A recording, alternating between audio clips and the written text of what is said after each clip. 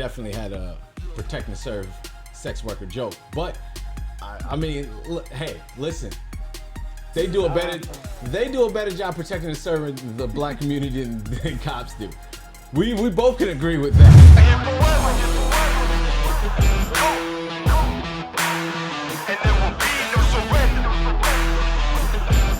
Now allow me to reintroduce myself. They call me.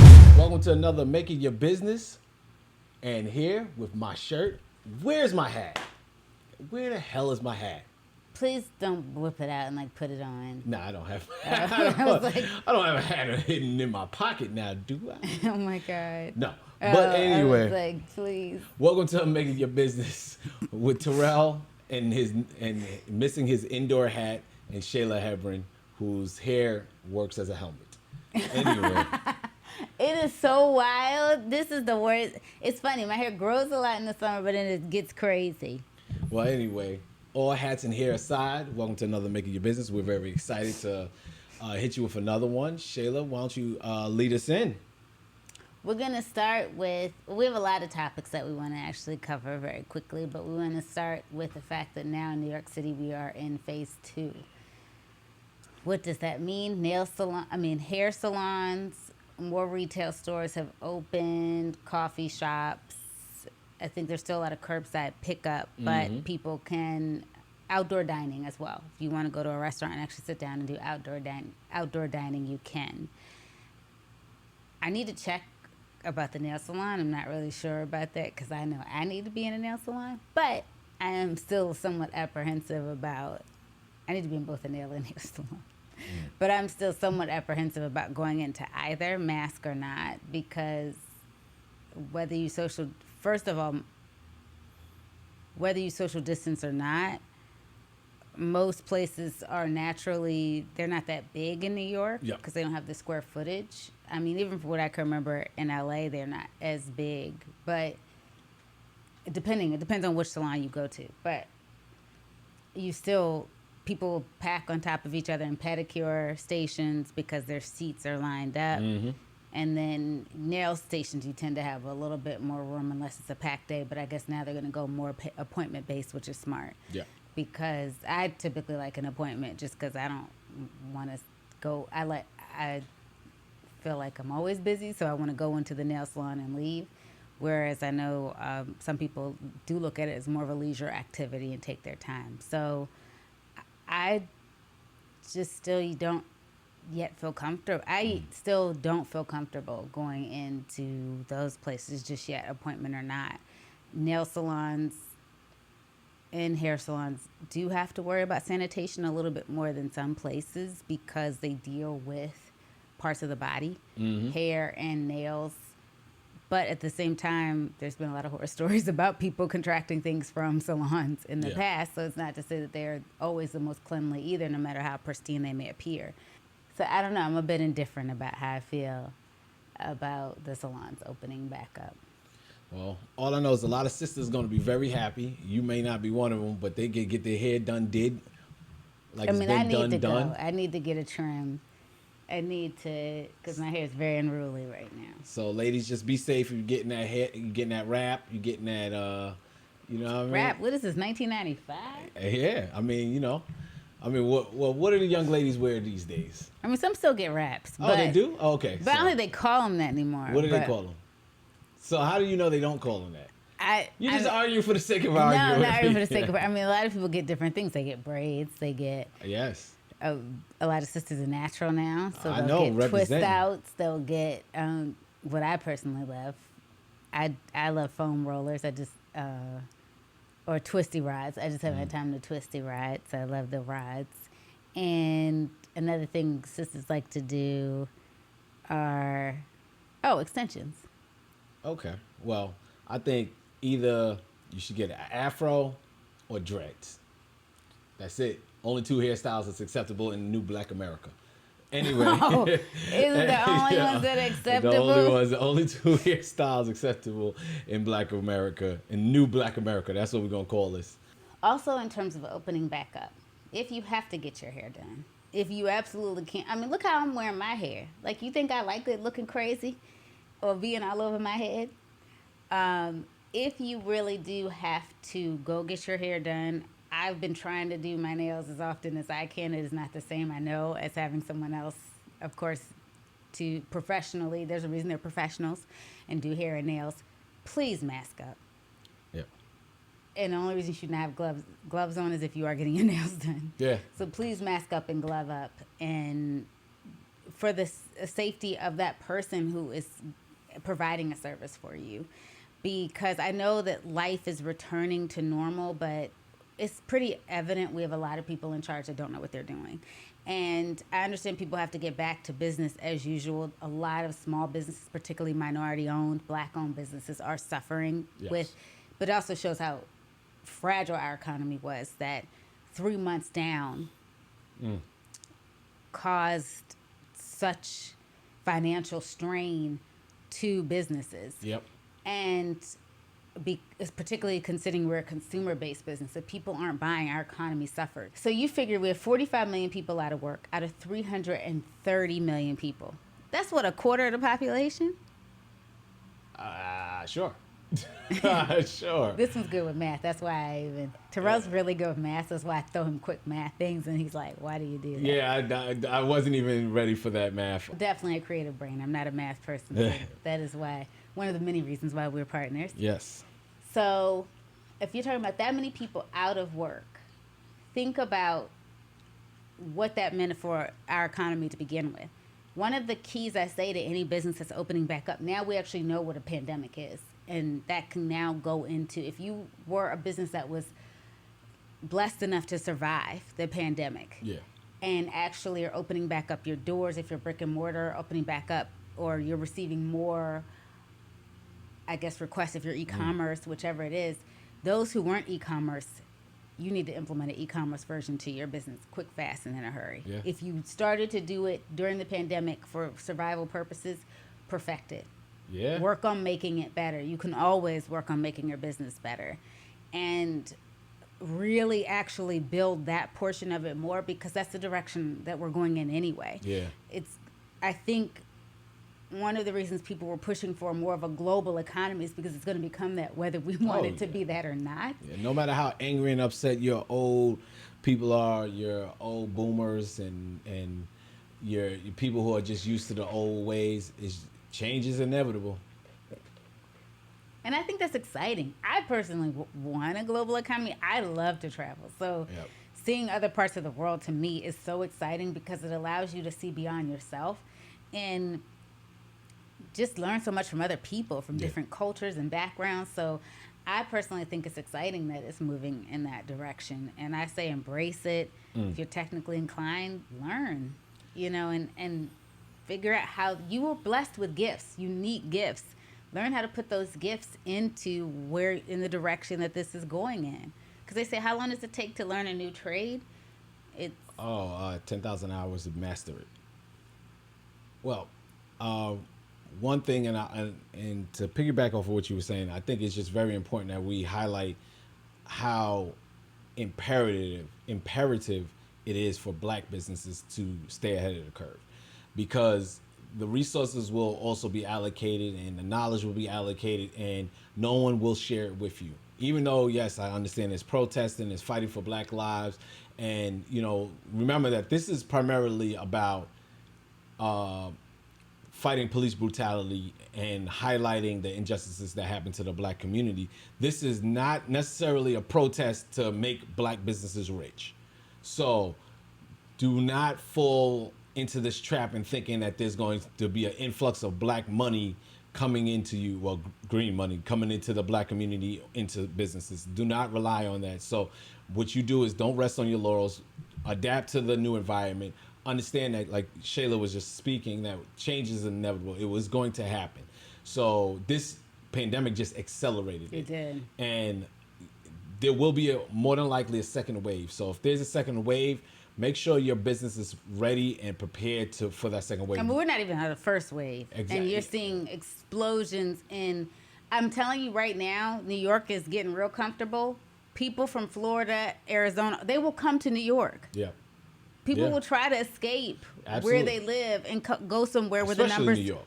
and go somewhere where numbers are lower. Especially New York. You know what I mean? Like, because we're the number one tourist city in America. So, of course, you know, we go to New York and we're getting away from COVID-19. So, yes, prepare yourself, prepare your business, prepare, you know, for change, and understand that the pandemic already accelerated us into this once. And, of course, people are getting back to normal. Everyone is getting comfortable. But is going to be another one. And the economy hasn't recovered. Right. Do not get it twisted. The economy did not recover. Yeah, do not listen to homeboy. Yeah, just because your business is opening back up does not mean the economy recovers. So if the economy didn't recover and we end up not even finishing the first wave, because the first wave can still get much worse because of the fact the epicenter has been changing. So it can get to bigger populations, like how it's now in Florida's the epicenter. Florida is now the epicenter. It's moving towards Florida. So, you know, all you needed to do is just move to somewhere like LA or Texas, where it's a big state. LA's numbers they had the single highest day yesterday. And those states have populations and mass as big as some like multiple states. And so, yes, those people will travel different places, and then we'll be right back where we started within the first wave, not even the second wave. So the economy more than likely will not, matter of fact, the economy will not recover. Let's not say more than likely. The economy will not recover. Protect your business. Get ready for change, adapt, and get like you said, e-commerce, get on social media, get savvy with it. Black business, because we notice a lot of black businesses aren't savvy when it comes to social media. They are a lot of brick and mortar stores, a lot of brick and mortar companies. I mean, they don't even post like pictures on Instagram. Like, so, pictures are. Yeah, that's another conversation for another podcast. But we just want you to at least be active. You know, just start, because we don't want to see your businesses fail, especially in the black community. We need you. Y'all are the backbone of our community right now. Like, if we do not have black businesses, we do not have black dollars, and we cannot get generational wealth. So subsequently, we'll be back in the same financial, economic position and power position that we came into this protest with. So that's last thing I have to say on that. Did you want to? No, I agree with you. And also, well, like you said, we'll talk in another podcast of things that businesses can do to increase their social media presence. But I think another thing, too, that we also have to remember as well is supporting one another. If you have something where your brands collaborate in terms of, I know two businesses that I've been very blessed to talk to on Make It Your Business, one being Harlem Cycle, who does some amazing collaborations with food and nutrition with fellow restaurateurs here in Harlem. She also does a lot of live collaborations on Instagram Live and on her platforms, dealing with other fitness people in other areas of fitness, whether it be people who are yoga, and she's a site, she does collaborations with that, meditation and yoga. And I think that that's a really brilliant way of tying those parts of business that actually complement each other. Yes. For every workout you do, you need the nutrition that will support support your health and if you're trying to maintain your body. Yes. And that's something I've seen that she's done very cleverly. Another business that I've seen do very well at it is For Your Birth, which is also Harlem-based. Yes. It is a childbirth education business, doulas, midwives, and they also have childbirth education classes, and they partner with City Births, who is another childbirth education business, and they also are doing a lot of work with the Institute for the Study of Birth, Breath, and Death. And they're a professional organization dedicated to furthering the development and professional skill set of those called to hold space for mindful birthing, living, and dying. And they've also tied in a lot of things where life meets, of course, new life in terms of birth. The actual co-founder of For Your Birth, Naima Beckles, is also now offering grievance counseling as well. And not just for people who have lost loved ones during the pandemic, or no matter what the cause of death may be, but those who have lost jobs, those who have lost I guess, basically the sense of more normalcy. Yeah. Because their routines have been broken up. So I thought that was really beautiful. And also ways that we've seen two businesses here in Harlem stay very active. I mean, Harlem Cycle also has online classes, live streaming classes. So stay very active and also innovating themselves as they move forward. And also in terms of surviving during the pandemic. Yep. So two businesses being very creative, and they're also two businesses you can look into for inspiration on how you can work to move your business forward. We'll put the links in the summary so you can check those businesses out. And while we're talking about that, I wanted to highlight a few businesses, Black-owned businesses that you can support. And I wanted to try to find a couple of things that kind of tie into now that we're moving into the summer season, things that are definitely inspirational and people that you can support while we're moving into summer months, some needs that you're going to have for the summer. And these are things that will these products created by Black owners can definitely help during the summer months. B. Dixon started the Honey Pot. It is a feminine care products line. She started it in her kitchen. Where can you find these products? You can find them at large retailers such as Target, Urban Outfitters, and Walgreens. They're 100% natural. The line encompasses everything from organic tampons to bath bombs to feminine washes for everyone from the most sensitive to expectant mothers. So particularly in the summer where it gets warm, muggy, sweaty, hot, this is, you want to come home and feel fresh. Particularly, we all know as women feel even less during that time of the month. So you have these beautiful products from B. Dixon that'll keep you nice and feeling fresh during the summer. Unsun, really important because a lot of Black people, myself included, I need to do better with this, do not wear sunscreen when they go out. More do now because of the realness of skin cancer, and the fact that it does not discriminate to even those that are more melanin prone. Well, it does discriminate. I mean, to a certain extent, but I know there are Black people who've gotten skin cancer. I know, it's You're the possible. I'm worst. just saying it does discriminate just a little bit. I mean, the sun is a little racist. The sun loves us. Well, we were born in a very hot climate, Yes. very sun-dominated climate, our ancestors. But we do need certain products that are specific to our needs. And because Terrell and I are caramel-colored who tan very fast, we do really need these sunscreen products. This particular Unsun is sunscreens for darker skin tones. It was founded by Katanya Bro. It is one of the few sun protection brands founded by a Black woman. This came expert recommended and is one of the best tinted mineral formulas out there that works for a wide range of skin tones. So for the fairest to the darkest, there are a wide range that you can use from Unsun. Unsun. Unsun. That's a cool name. Isn't that cool? I like that. It's like, and it's S-U-N, sun. Yeah, I figured that. Yeah. That's dope. I thought you were thinking S-O-N like New York. Nah, son. A lot of us have been forced inside, of course, due to the pandemic. So one of the many things people have been doing is catching up on their reading. For those of you that have been doing that, 2 bookstores that I want to highlight in particular. I have a lot more that I'm going to highlight. Actually, 3 bookstores. One is for Keeps Books. It is an Atlanta-based bookstore which carries rare and classic Black literature as well as records and T-shirts. Fulton Street Books and Coffee. This is actually located in a city that's been getting a lot of attention lately due to Juneteenth and 45's Not Welcome to Visit.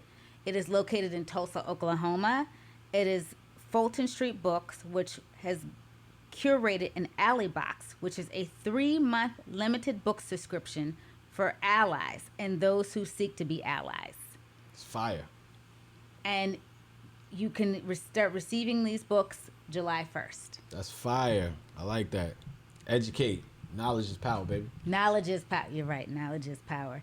And actually, let me do 2 more. One is also the Lit Bar, which I kind of like this name too. L-I-T? Yes. Opened in 2019.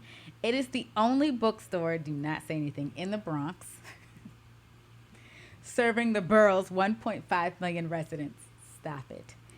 And Stop. Only bookstore in the Bronx. Like, there's no more to that sentence? that's what it says. Yo, we got to do better, Bronx. Y'all are bringing down New York City. Yeah, we got to do better. Actually, two more because there's one more I did find. Mahogany Books. I want to send a shout out to Mahogany because they opened a storefront in Washington, D.C., DMV in the house, Maryland represent. And Mahogany Books started as an online bookstore a decade ago, specializing in books written for, by, or about people of the African diaspora.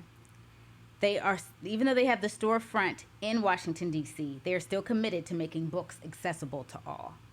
And last but not least, Semicolon Bookstore and Gallery. Semicolon is Chicago's only black woman-owned bookstore. Fire. Wow, the only one? Yeah. Oh, damn. So those are just a few I wanted to highlight. I actually want to come back and we're going to try to bring up more from our list. Yes. As we move forward, and we're going to spend more time too in a particular business as we move forward with Make It Your Business Daily. But those are some that I wanted to bring up today as we're talking about summer. So you have something for your beautiful to take care of yourself. Yep. You have something to protect yourself while you're out in the sun getting your essential needs only. And you have something for why you are sheltering in place. Well, I just want to say, one of the purposes is that, like we discussed, small black businesses are going to be in trouble, obviously, with the pandemic. And in general, we've always been in trouble. We've always had our backs against the walls. That one that makes us such a amazing race that we can have our backs against the wall and still thrive. But with the pandemic, things are really getting 10 times harder. So we want to use our platform. We don't want to just talk about supporting black business. We actually want to do it. We actually want to use our platform to highlight businesses and to also we want to help create content for black businesses as well. So if you want to collaborate, let us know, because it's very important that we all work together to strive for success and create this wealth within our own community. So I urge and employ that other people with big platforms highlight black businesses. Don't just highlight your business. Help each other, because that's the only way we're going to make it to the finish line is together. So, Amen. Supporting black business is definitely important, but also the protestings have been important. So Shayla, I know you've been on a few, so let us know. Oh yes, they've been going really well actually. I've been so blessed in this experience that the ones that I do go out to film, because I'm trying to cover as much ground as I can, different parts of the city, but I've been very blessed that the ones that I actually go to end up being so inspirational. Yeah. I actually went to one, a post-Juneteenth one, I guess somewhat considered still Juneteenth weekend. Okay. And that was Saturday, the 20th, and it was just so beautiful because it was led by 4 Christian churches. And one of the things that I listened to my parents talk about the civil rights movement, and no matter what your religion was, most of the movement was led by various members of temples, churches, whether it be Muslim temples, a mosque, and the Christian church. Of course, Martin Luther King was a pastor, and of course the other members of the Six, as they're known, the Six. Most of them were pastors. Yes. And then, of course, a lot of the youth groups that led marches and boycotts in the civil rights movement were members of it. They formed them within their churches as well. So one of the things I felt like I hadn't seen a ton of, and probably just because a lot of them were either held in Brooklyn. Like Brooklyn's been holding it down in the city. Let me just say, shout out to Brooklyn and Queens. Actually, Queens had quite a few marches Q-Borough, too. keep it thorough. I knew you were gonna say that. I see you, players. But one of the things I haven't really seen a ton of marches that have been religious based, or I should say spiritually based. Yes, let me say that's it true. that way, because I feel like journeys are more spiritual, because anyone can become a fanatic of anything. But I think I haven't seen a ton of them in this movement, and that was kind of the people that led in the past. And I really do like to see that, because I think it gets us back to a basis of a belief system and a belief in a higher power that's going to make everything okay. Sometimes it feels like it's human on human fighting for rights. Yep. It does feel somewhat unachievable when you see so many different people people of opposing views fighting on either side. And so I think that was something that was beautiful. They ended the march with sermons and hymns, dope. some of my favorite hymns from back in the day. You gonna sing some of them for us? I mean, you ain't ready. We're not ready. We definitely not ready. Such a hater. But yeah, I thought it was really nice to actually be out there with members of the clergy and with their congregations. And they also had a marching band, which I love, a good band. And just seeing young people too. There was a lot of young people involved. So it was really nice seeing that as well. That's dope. I haven't been out to too many marches or protests, right? You came out with me on Juneteenth. So yes, that was a cool experience. I know we talked about. I think we had a podcast since then. We haven't spoke about it on the podcast. We talked about it on Straight to Camera. Straight to Camera. So yeah, the experience was kind of cool because we went initially out to one rally, and it was. Yeah, it wasn't, and I'm being 100% honest. Not every single one of these, because there's so many of them, are going to be awesome. So this one, the audio system wasn't quite hooked up correctly, so I couldn't really hear and make out what was going on. But and this was in Brooklyn. This is at Barclays Center, and then, as we were trying to listen to this rally, and then I actually positioned myself on the other side of the rally. Because I was like, oh, let me get a little closer. Let me get a different angle because we were documenting. And then, in the distance, you hear like loud chanting coming up.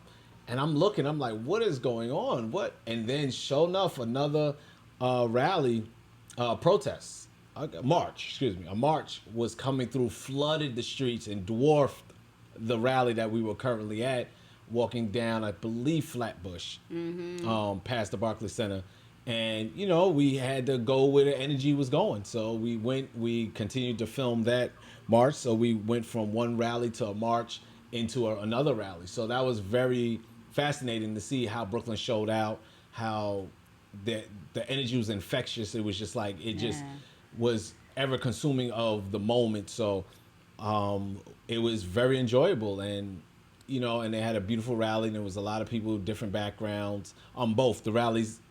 And march into the rally had a lot of people with different backgrounds, this is something that you touched on. Is just very important to see different people coming together for one common cause, to finally realize that one particular group of Americans has been marginalized and oppressed. So it is fascinating to see that to finally see the recognition that there is a problem in America and something is broken. Now, what will come out of this? Yeah, we'll see. But at least we are acknowledging it.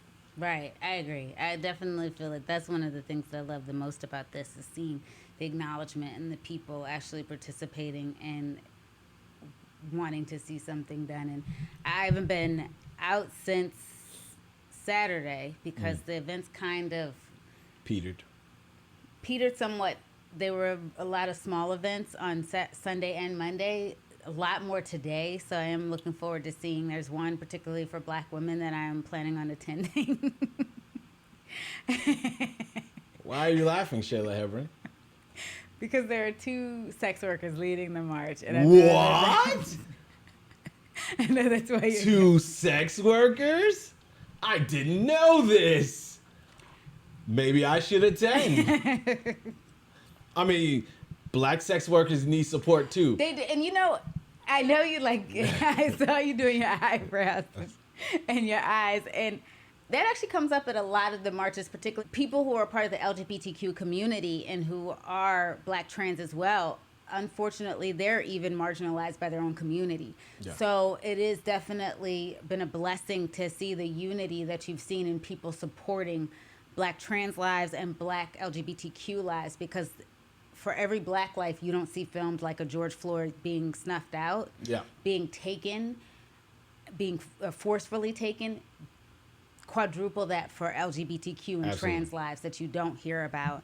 And you won't receive, and unfortunately, you won't see some of the same community support either. Absolutely. So I also hear at a lot of these rallies support for Black sex workers. And I do feel like that's important because, unfortunately, sex workers, too, tend to get a very bad rap because it is an industry.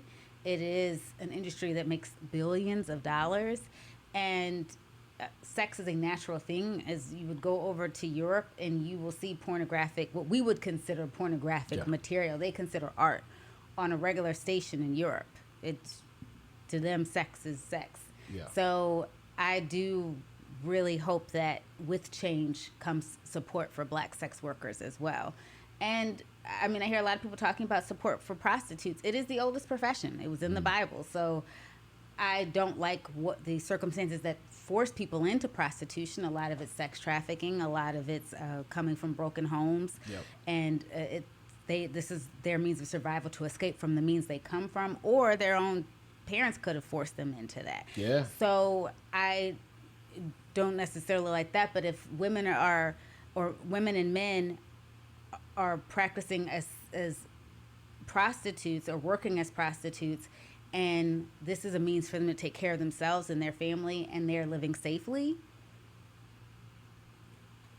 you know, I feel like they deserve the same amount of protections as anybody else. So I do hope that that comes with change that we see within law enforcement and how our communities are being protected and served, I guess I should say. Yes. Well, all jokes aside, and I definitely agree, because I definitely had a protect and serve sex worker joke. But I mean, hey, listen, they do a better job protecting and serving the black community than cops do.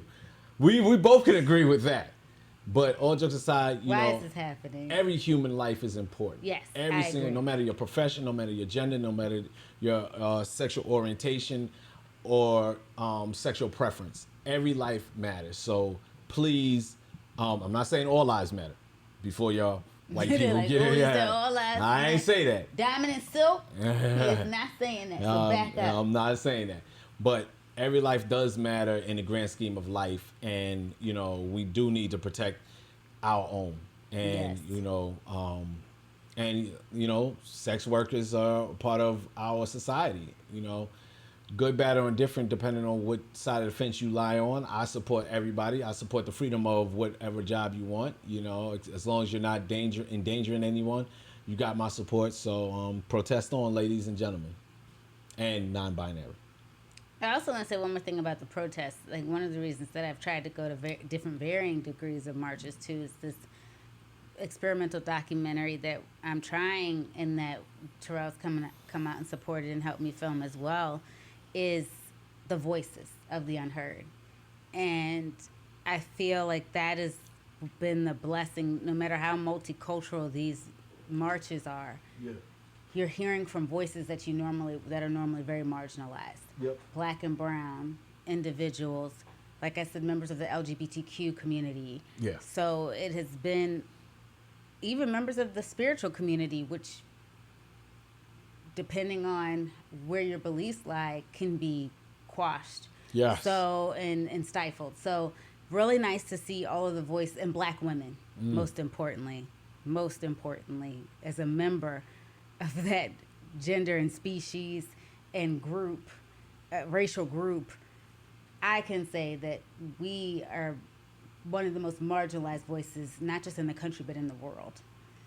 There are still hundreds of women missing that were stolen in Africa just years ago. So, man, wasn't there like hundreds of women in like DC stolen like, in DC? I mean, we won't even go. I mean, there's sex trafficking in the Bronx. Like, there's sisters that just never come home. So we are definitely. It's been a blessing to see black women leading a lot of these marches and rallies and protests and getting an opportunity to use a voice they probably haven't used before. I've heard certain women actually on Bullhorn saying, I don't normally get up and speak in front of people like this. So that's been such a blessing to hear that, because they're finally gaining the confidence to feel like their voice is going to be heard. So that's something that to me is just, those who really know me know I like to fight for the little guy. And I do have a thing against not using the God-given platform you have to look after other people. And we could all be selfish and gain for ourselves, but I feel like especially for me growing up in a Christian home, if I am not helping those that cannot help themselves, then I'm not doing what I was actually sent here to do. Yep. And I think that that's something that has been such a blessing to see in such young women with such confidence. So that's been a huge blessing in this. Well, on that note, I like to say, because you are such a beautiful person who's fighting for the little person, is a reflection of how big your heart is. And I want everybody to know out there, just because you feel your voice is squashed, or if you feel that you're small and insignificant, you're not. You all have a big heart. You all have tremendous potential. So don't feel inadequate in any way. Amen. Amen. All right. So thank you for sharing your experience with the protests, and I'll pray for the sex workers out there in the streets. Oh my gosh, this is awful. I mean, because it means so many other things. But with that being said, we are protesting. The protest started with the untimely death of George Floyd, which exposed so many different people, so many different names, so many different injustices that's happened. But there's a lot of people that aren't getting highlighted, and we want to kind of keep their names alive. We want to keep put a name to these injustices, and hopefully one day we will all feel together in this fight. So Shayla, you have something to share with us today. One of the things that we saw at a march and rally that we attended in Brooklyn, as we said, we went on Juneteenth. We went for another one at Barclay and ended up kind of following another one that was coming past. And it led us to one in Fort Greene Park, which held a lot of different meanings for me. I used to sublet in Fort Greene when I first moved to New York, and I used to actually run in that park all the time. But they did something really beautiful within that park as well. They dedicated trees to lives lost due to police brutality or racial violence. And we, on top of having a tree dedicated to individuals, they also had a list of names of those who have lost their lives to police brutality, and unarmed blacks who have lost their lives to police brutality and to racial violence. The list was so long you couldn't even see the names. Yeah, I tried to film it with my iPhone. The iPhone can cover a lot, and you cannot get it in one shot. You have to pan down. It's so many names. So we felt like, as Black business owners, it was our duty to highlight names that are definitely not forgotten, but unfortunately, because the attention is now coming to light because more incidents are being filmed, we wanted to bring to the forefront names that might have been lost in the shuffle, I should say. People who have lost lives, some within the last 10 years, if not more. And one particular, it's a bad joke, but I tend to tease Terrell about the fact that NYPD, I know LAPD doesn't have a great rep either, but NYPD has a history. The fact that they had to end their plainclothes unit because they had been abusing practices for so long. Yep. I mean, the fact that it took George Floyd to end that unit is beyond, but this is definitely something that they have had a problem with in New York Police Department. You know that they were in the business of the unconstitutional practice of stop and frisk, and so many men too had lost their lives due to being wrongfully accused. Yeah. And the same with women. I also wanted to highlight as many women as we could during Make It Your Business Daily, because unfortunately Black women's names get lost in the shuffle even more, those who've lost their lives to racial violence or police brutality. And one in particular is Chantel Davis, and I got to see her sister actually speak at a rally that I went to a few weeks back. Gosh, it's been like a few weeks already. I know. In regards to families who had lost loved ones due to NYPD police brutality. Chantel Davis was 23 years old when she lost her life June 14th, 2012. She was fatally shot by a New York City Police Department officer, Phil Atkins. Of course, she was unarmed. And what happened was, just before her death, she ran several red lights and crashed the alleged stolen car, that's what the police thought it was stolen, into an intersection in East Flatbush, which is a section in Brooklyn. 2 plainclothes police officers saw her driving erratically and pursued her vehicle. Once her car came to a stop and collided with a minivan, they got out of the car and approached on foot. She opened her passenger side door, knocking one officer to the ground. She then got back into the driver's seat. Believing that she was trying to get away and the car moving backwards, Detective Phil Atkins reached into her car and tried to shift it into park. While they struggled for control, Atkins shot her once in the chest. When the officers asked her to exit the car, this was after she was shot, she stumbled out while bleeding profusely onto the pavement in front of a large crowd. One witness stated that Davis cried out that she didn't want to die, and a woman attempted to comfort her.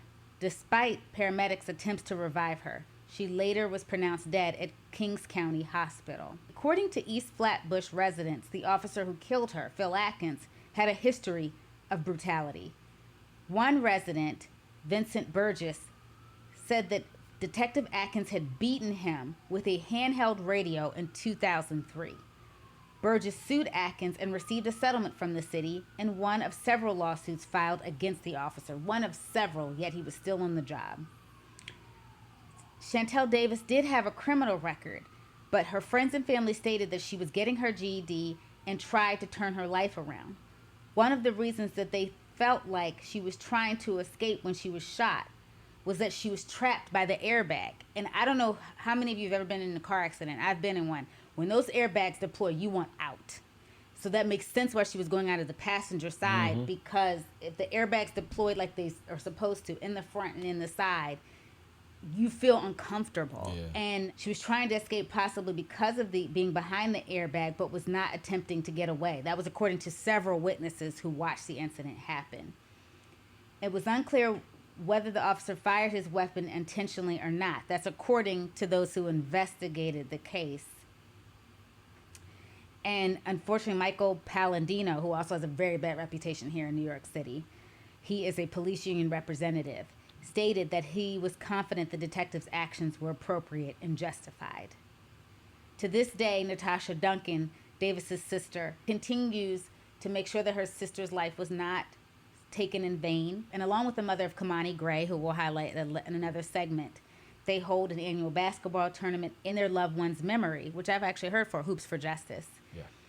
And it promotes unity against police brutality and a positive vision for the community. So as of 2017, there have been no investigations into Chantel Davis's death, the officer who killed her, and multiple attempts to follow up with the Brooklyn District Attorney's Office have been unsuccessful. Yeah, and that's just another story of somebody unnecessary violence. You know, I understand that was a very tense situation with the officers, but there's so many different ways that they could have resolved this. The woman had no gun. She was no threat. She was just panicking because she got in a car accident. I get that, you know. She had a record. When you have a record and you crash a car, you're going to be even more panicked. Yeah, so she was just a scared young woman, and these cops cut her life short. And, you know, and this was obviously a cop that used aggressive tactics towards African Americans, and he retained his job. And what else did you expect? What else do you expect from someone who's previously been aggressive? Obviously, they say when you're violent towards people, the violence only gets worse. You know, this man was already violent. He already had a past. He subsequently got away with it. Yes, the New York City Police Department got sued. He didn't get sued. So he feels like, well, there's justification in his action. So within that realm, of course, your violence is going to only increase over time, and subsequently it ended in her life. And you know, I just want people just to keep her name alive, and you know, pray for the family, as we all pray for the family, for all the other victims out there. Thank you for sharing that, Shayla. Thank you. And yes, we are going to continue to try to lift names as much as we can, because like I said, just New York City alone has such a horrible history of police brutality and abuses. And yes, the laws have recently been signed by the governor where police records will become transparent, but so much has to be put behind those. Yeah. And of course, plainclothes units have been disbanded.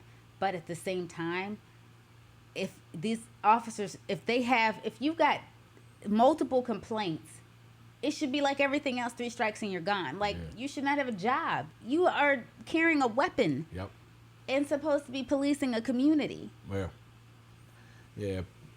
Cops, being a police officer is one of the only jobs where you can get a citation for multiple citations for being violent. There's not a job. You can't see an accountant go to work, slap up a client real quick, and then say, yeah, your tax is done. You know, like, there's no other job where you can be violent, where it's acceptable to be violent. Just because they're cops doesn't mean they're not boxers.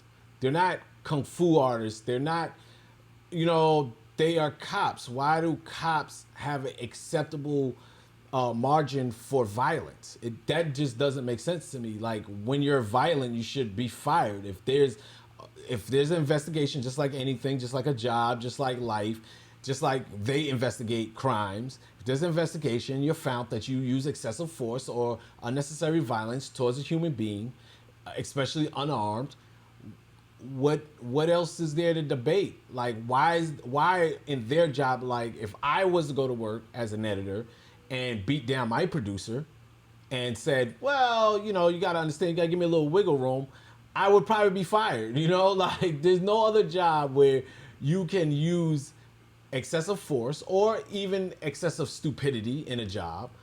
And let's say, because obviously, you know, there's different dynamics for police officers than for an editor. But yes, let's say the equivalent to me going to work and deleting all the footage for an episode. And they would be like, well, Terrell, we investigated and it looks like, you know, you were being malicious with deleting it. They will fire me. They're not going to be like, well, we'll give you another chance, see if you delete the footage again. Yeah, and then guess what's going to happen? I'm going to delete the whole mother effing season. You know, so that's the equivalent. So please, like, hold these cops accountable for their actions. And that's also another reason why we want to say these people's names, because we also want to hold New York City. We also want to hold Los Angeles. We also want to hold Texas, Alabama, all these places. Washington, D.C., Chicago, Baltimore, Maryland, whatever. You know, wherever that these places, these things, these actions are happening where we are losing these lives, we want to make sure that not only that the people that lost their lives' names stay alive, but these cops forever will be on record, or at least they're going to be on our record. So in the future, when your kids come across our podcast and they hear what their daddy did or their mother did, yes, we want to remind them that they were villains. Yes. They did not protect and serve the community that they were supposed to. Amen. I think that's it. Yeah, on that note. We want to and on that positive ending. No, on a serious note, yes. I want to thank everyone for tuning in and supporting Make It Your Business Daily. We appreciate you taking that. We appreciate you spending your most precious asset with us, which is your time.